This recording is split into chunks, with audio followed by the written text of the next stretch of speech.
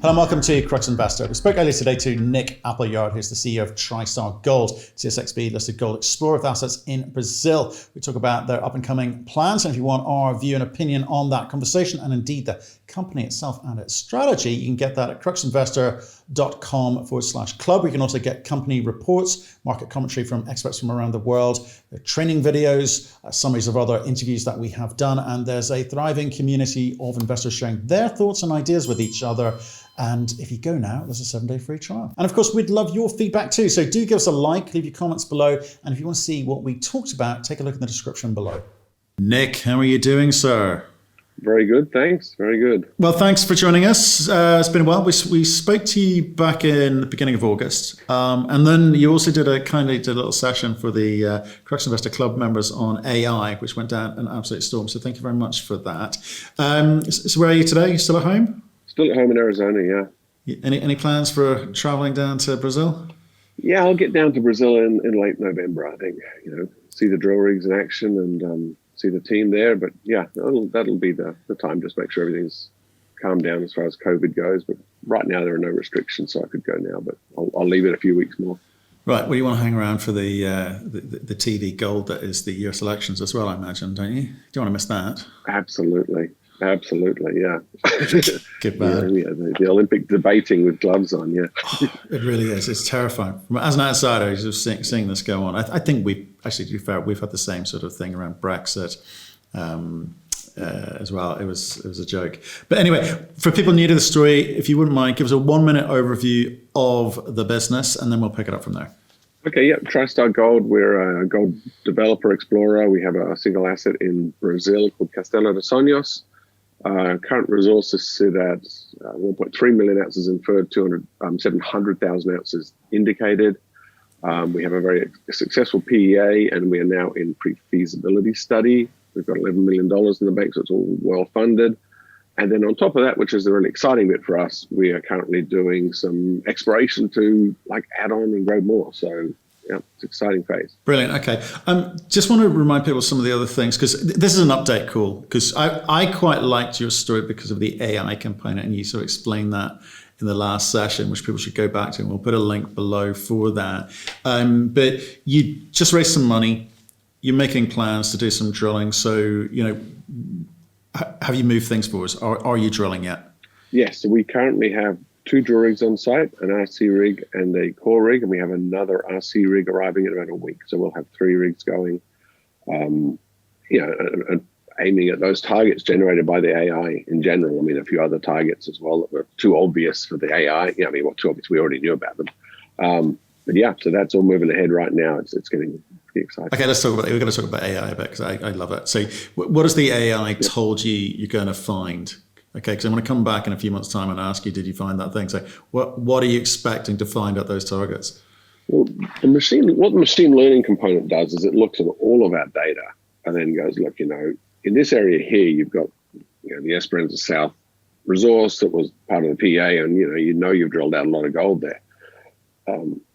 The AI, the machine learning component of it, which is a component of AI, looks at that and then goes, look, we're looking at all your data across the whole project, all these different layers of geophysics, geochemistry, geology, every bit of data we can put in there. And then it goes, we see very similar patterns, over here and over here and over here. And we can also see that you haven't got any samples there. You didn't do soil lines there. You haven't done any drilling there. You'd better go and have a look. So that's the most obvious thing to sort of show where they come up with something which the geologist hadn't. And that's an interesting component we've been working on now, because the geologists have gone back to the site and they've gone to those sites and gone, yeah, look, there's informal mine working here as well.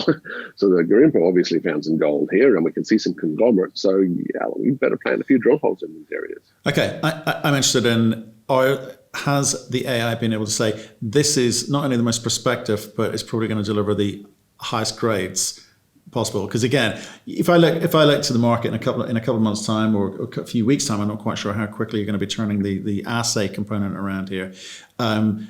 Is the market going to be excited, or is it just part of a process you're going through with your 3 drill rigs for the next few months? The AI, I mean, it's, I always tell people it's not magic. It comes up with exploration targets, and and we've sort of grouped them together into, you might say, sort of three different groups. You know, there's the stuff which is almost, when you see it, looks like obvious extension of the same as we have now. So I consider that low risk. It's going to come here, but when you look at it, it's obvious. Oh, we would have noticed that. We would have found that. Then the other targets are sort of same grade, same thickness as where the AI, as I've said, machine learning says, look over here, you might find the same things. The third bin, so to speak, is when the AI is working with us and saying, have you thought about something completely different? Because there are some strange signs here, there are some strange things happening, and it could be, you know, that the conglomerate should have been here, it's not here. There was a lot of gold in the ground there. It's not where it was. Where is it now? And this meets out, you know, sort of feeds into our remobilizing the gold through an intrusion target. That's the one, obviously, where it sort of lights up bright, so to speak, and goes, if there's something here, there's a massive amount of gold being remobilized. But it's a higher risk target as well. So yeah, we've sort of got, you know, from what you were suggesting, high grade, exciting targets, right through to what you could almost call boring, but they're still really good, you know, add-on incremental targets. Yeah. No, you've got to kind of you got to plan this and map it out. And so what I'm hearing there is you set different thresholds for the different types of information that you're trying to get back. But what I as an investor, I'm thinking, right, AI, that's going to make it, you're going to hit targets more often. You're going to spend less money chasing it. You're going to be able to understand what's under the ground better and make more informed decisions moving forward. So I get the planning component here, but you've, as a CEO, got a responsibility to your geology team to do things the right way. You've also got a responsibility to shareholders and kind of, you know, to get stories which the market will react to as well, because you've got to drive that share price. So how do you get that balance when you're setting the goals for your AI? I think we're trying to get the balance in the way we're planning this drill program now. So we've got the 3 rigs on site, and they're not going to go to one target and drill it out. They're over the next 2-3 months, basically before Christmas, we're going to try and drill 12,000 meters, and we're going to try and hit as many different targets as we can. So we're going to get a few holes into lots of different targets. So when we go back after Christmas, we're following up. But that also means that, you know, the news flow coming out of this drilling before Christmas is going to have, as a CEO, I can be fairly high confident. I have some good numbers because some of them are pretty obvious. Then I'm going to have the high risk ones, and they might come in, they might not, but I'm going to have good stuff mixed in with it. But then the high risk ones, we'll be hitting that in 4 different areas as well. So, you know, we'll have, I think that's the way we're trying to do it. We're going to get about 10 to 12 different exploration targets hit before Christmas, you know, each of them with a few holes in them. And then afterwards, go back and follow up on the ones that come out with the most exciting results. Okay, so and what's happening in country? You said you're going to head down there in a few weeks' time. What's happening in country? Because we're hearing stories from other companies in South America, and they're having trouble accessing the site. They're having trouble, if they are able to access the site, they can't get the assays quickly. There's a big, long waiting list, etc. So what are the kind of difficulties or otherwise in country that you're experiencing? Yeah, so currently there are no restrictions on travel between the US and Brazil, so I can travel down there. There's no quarantine. The virus, I was just looking at the BBC News before we came on the interview, and, they're talking about Brazil going through 5 million cases, but then they also had the graphs showing that the number of cases is reducing. I thought the important part out of that part for us advancing CDS was that the president's popularity has been increasing there because of the way he's handled it. People are saying, there's cases, but we're back at work working. The labs, we are, I think we're hearing globally that labs are slowing down a little bit and they're being backlogged and they're having restrictions on their shifts and the number of people because of COVID, which sort of amplifies that. We haven't had a date set for how long it'll take our assays. I know that the first batch, and we can touch on this because it's AI generated, the first batch of about 7,000 samples we're submitting now, because it's reanalyzing from the old program, will go into the lab, or is already at the lab now. So that should start coming back fairly soon. But in general, we don't expect huge delays. We're doing fairly standard sampling, standard assaying. It's only if something gets worse, say in Lima, where the ALS lab that does the wet part of the chemistry that is located happens. So. Okay. But right now we don't see any issues. No issues. Okay. And what are you going into country for? What are you hoping to get out of it? Just really see the drill program firsthand myself. Interact with my team, and we have teams meetings probably twice a week these days. But it's still not the same as being there in person. Also, we've as a development company developing this asset and moving it forward, there's a lot more happening than just the drilling. I mean, we're doing environmental baselines, social baselines. What else? A lot of sort of community integration work, a little bit of political lobbying, just to, get ready for when we start submitting permits. So there's a lot more happening than just the drilling. So I've got good people in country handling that. But sometimes it's nice to be there firsthand, and it's also nice to go and meet the officials. I mean, they deal with our Brazilian stuff, but it's nice to put a sort of a face to the name occasionally of who's sort of pulling the strings behind the scenes, so to speak. Yeah, all important stuff. So just back on the drilling now. So 12,000 meters, that's a good chunk of drilling, which is great. Mm-hmm. We've talked about a sort of more systematic approach here, but what's the low-hanging fruit that you're going to be chasing after in terms of those 3 bins that you described? The low-hanging fruit is probably some of the stuff that's come up close to Esperanza South, and where that becomes interesting for us is, our PEA had 130,000 ounces a year annual production. So if we can, and we've always figured if we can get that, 150 to 200,000 ounces a year for 10 years is a target for a bigger company. So if we can show some extensions right there adjacent to that mineralization, that's really interesting to me. That's the stuff that's come up as the most obvious, simplest targets for us, or I would consider the lowest risk targets. So I think that's the low-hanging fruit, but it adds immediate value onto the PFS side. And and someone looking to build Esperanza South, you're going to be increasing the the resources and the future reserves there. So that's the low-hanging fruit there. Okay, and I mean, just talking about the PFS, in terms of the information that you're trying to feed into that, I mean, I was still talking to companies about this positive gold bull environment, and people are talking about accelerated programs, and some people are like skipping stages and processes, take advantage of what they see as an environment where it's frothy, people can do no wrong. Are you, and when I talk to you, we talked about the AI component, and we talk about, a process, and it's very deliberate. Are you at all tempted to try and shortcut some of these processes, get this PFS really kind of ramped up and get the market excited? We're using like sort of globally recognized engineering groups who sort of would resist to any shortcuts. The conversations we have, which sort of almost fall in that camp, are with international travel restrictions and with COVID. There's traditional ways of doing things. Can we find a better way? Can we? The classic one we're talking about right now is geotechnical engineer. They like to watch the core coming out of the ground. They like to take measurements right there at the drill rig.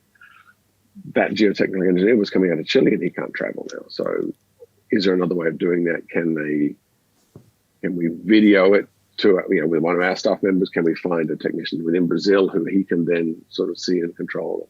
So we're having conversations like that, which are more practical rather than accelerating it.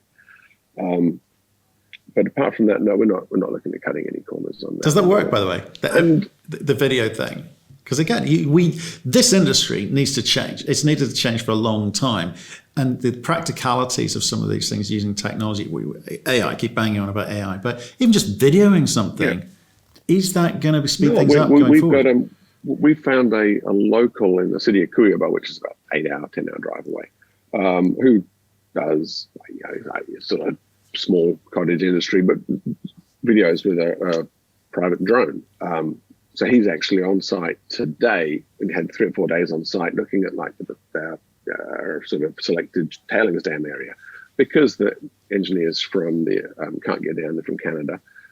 We've got ideas from them where they want to see. The guys are digging a few holes. They're taking photos. They're having a drone fly over the top of it.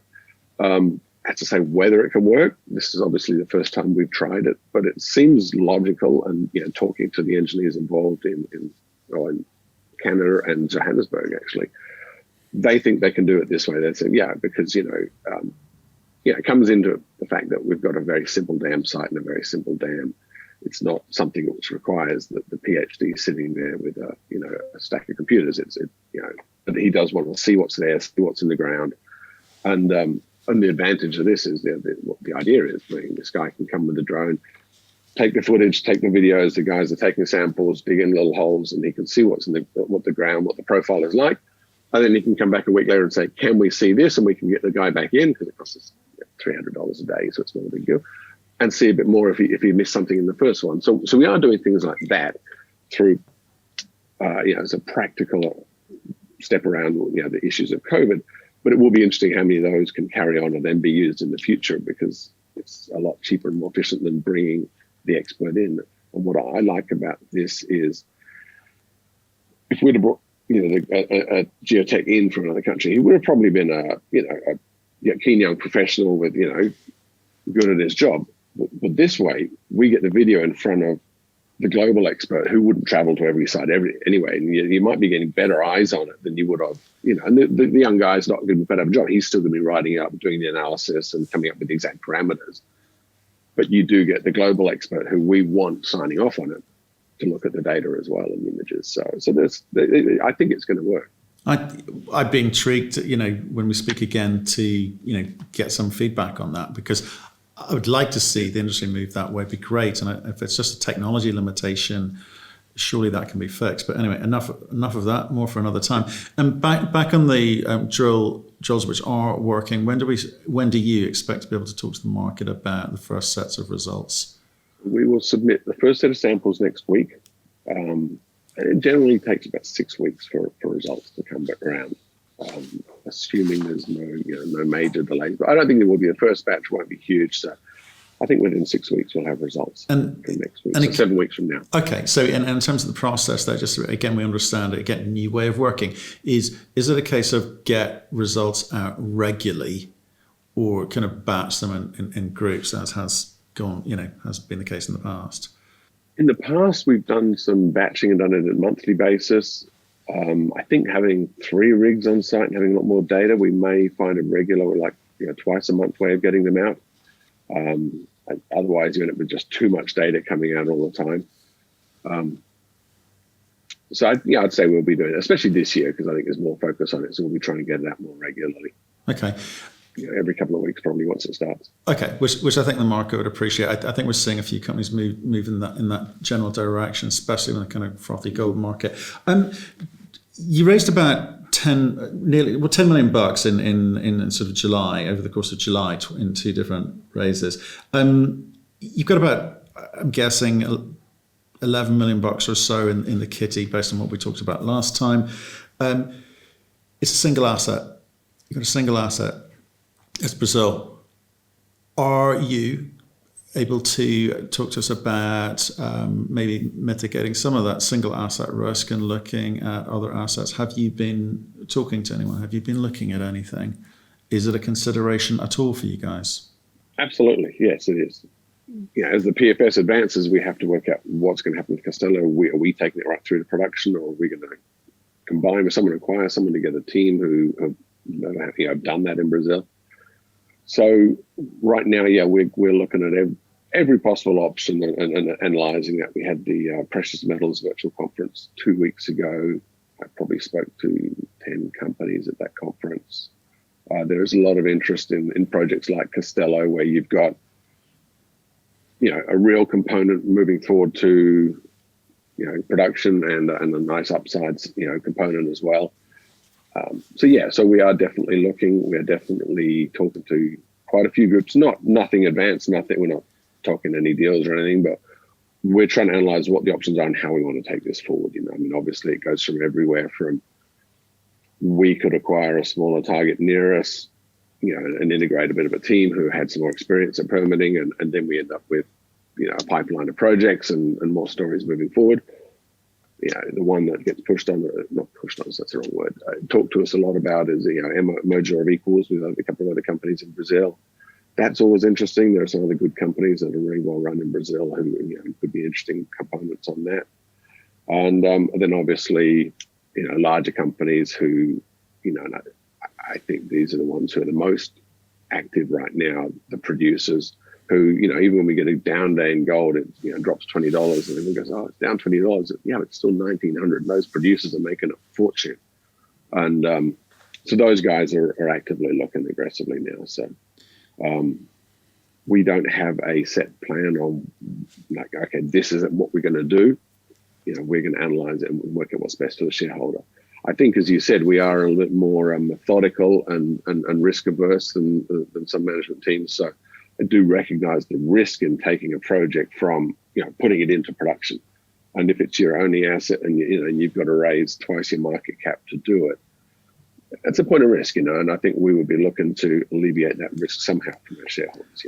Well, I certainly think in around this time when you've got stories like Centamin, who obviously had their slight mishap with their project. It's a single asset, it's a significant asset, but they've lost hundreds of millions of value off the back of that. I think it's more in the minds of investors at the moment. And I just wondered, again, is that a kind of a conversation which at a board level you're thinking, well, crikey, will people recognize single asset even more than they have done in the past as a particular problem? Is that affecting our ability? I mean, your share prices, your market cap, what are you, 77, 78 million bucks? I mean, it's the size it's been for a long time. It's all good.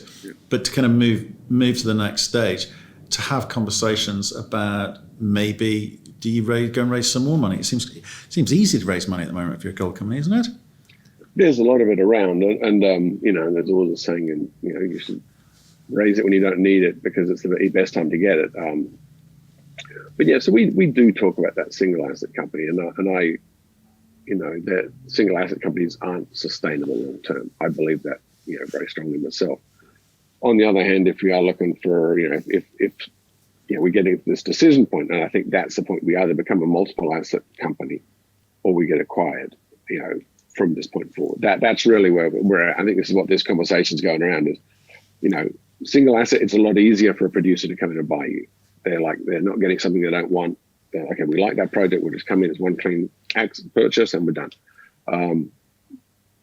If we don't find something, or if someone doesn't come and offer a price that's better than the alternative, I absolutely agree. We would have to become a multiple asset company, and that it could be through an acquisition or it could be through a merger of equals as well. Okay. You got exactly where I was going with this one, because the flip side is someone comes in and takes you guys out. That's more likely, in my humble opinion. You don't have to answer. But if I look at your PEA numbers, and they're very, very strong, they're very, very attractive to anyone kind of looking in who's got one or more assets in the region for sure. Are those conversations happening?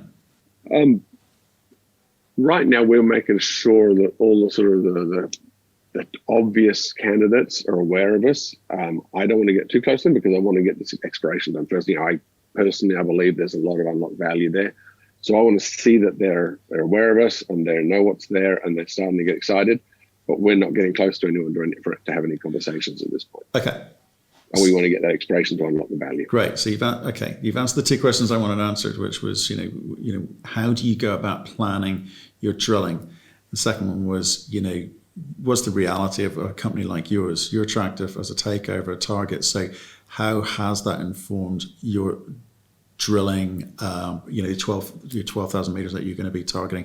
Because you can go for some quick, easy, low-hanging fruit, which you talked about, which will make you more attractive for a takeout, or you can go through a slightly more methodical approach and do this the right way. Which of those works? One's obviously a bit more attractive to the market, and the other is maybe what geologists want to see. That low-hanging fruit I discussed, which is close to Esperanza South, that I think makes us much more attractive for a takeover because it's stuff that it's going to roll into the same permits, the same project. So that's really the angle on there. It's like, okay, they can see that, it's not maybe 130,000 ounces for 8 years. It's either longer or a bit bigger, depending on what comes out of the results.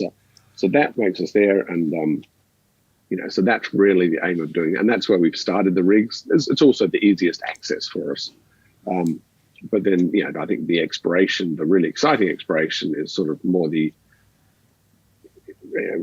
investors these days who want to see that. So, that's why we got, the one rig focusing on that as well. So, so we're trying to hit both sides of the coin, but, we do want to make sure we're ramping up that intrinsic value that a due diligence team is going to recognize.